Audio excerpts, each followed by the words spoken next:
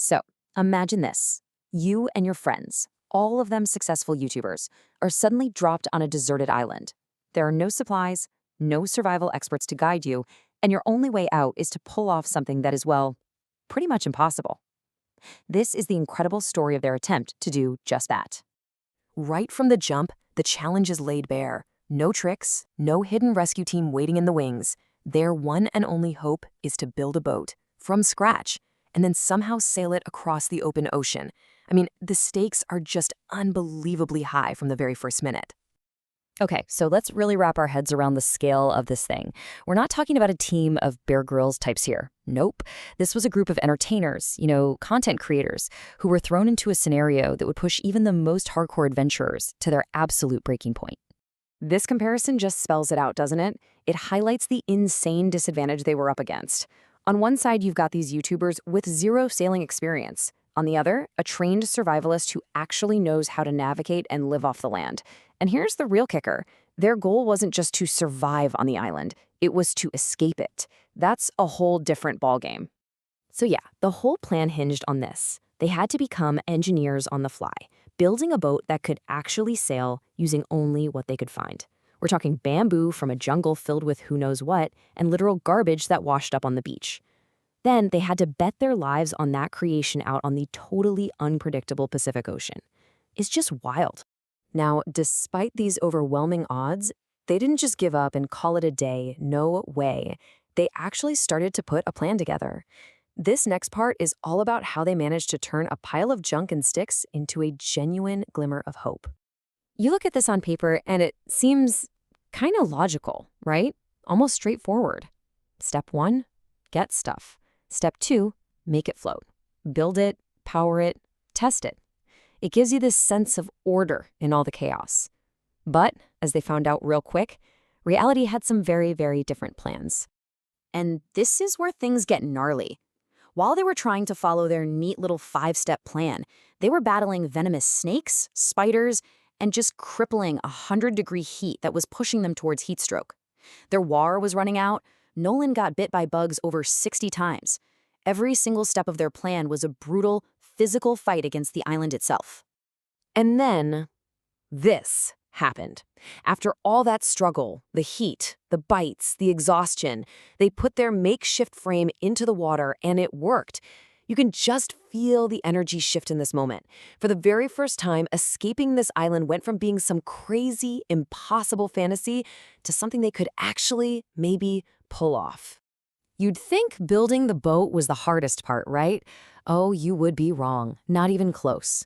Now we get to the journey itself, a grueling, nearly 12-hour nightmare that would test them in ways the island never even could. This timeline just lays out how punishing this journey really was. It starts with a fight right off the bat. Then their gear starts breaking. By the 6-hour mark, they're completely burnt out, seasick, just done. They get a tiny sliver of hope with the tide, but then it ends with this final, desperate fight against the ocean itself.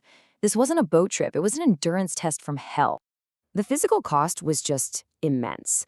They weren't just tired, they were hitting their absolute physical breaking points, literally seeing stars from the pain, bodies just about to give out. And when your body breaks down like that, your mind is right behind it.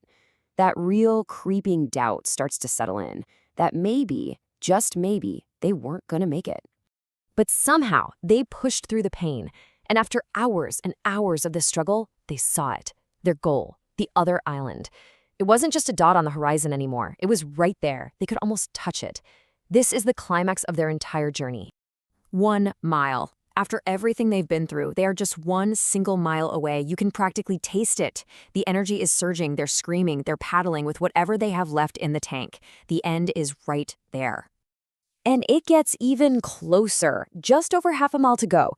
They've been doing this for over 10 hours, and they're about to complete one of the most ridiculous challenges you could ever imagine.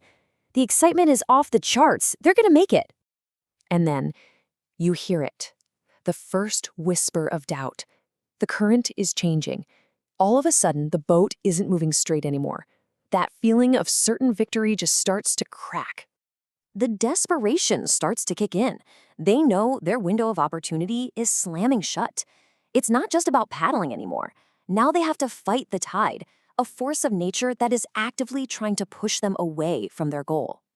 It all just boils down to this: pure, raw, physical power against the ocean.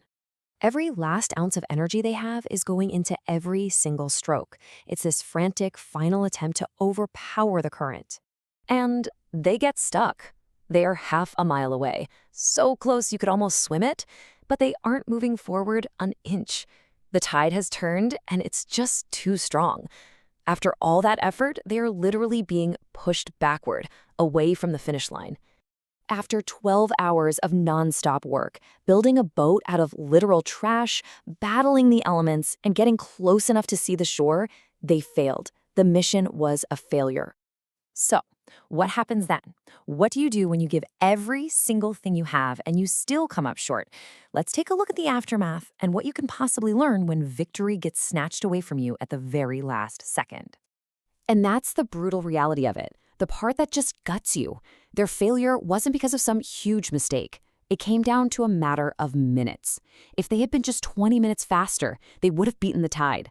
That's the razor-thin line that separated this incredible triumph from just heartbreaking defeat. For the whole team, but especially for their leader, Mr. Beast, this challenge was just different. I mean, his whole channel is built on conquering these insane tasks, but this failure, this one hit hard. It wasn't just the physical pain, it was the emotional gut punch of getting so close, only to have it ripped away. But the story doesn't actually end in defeat.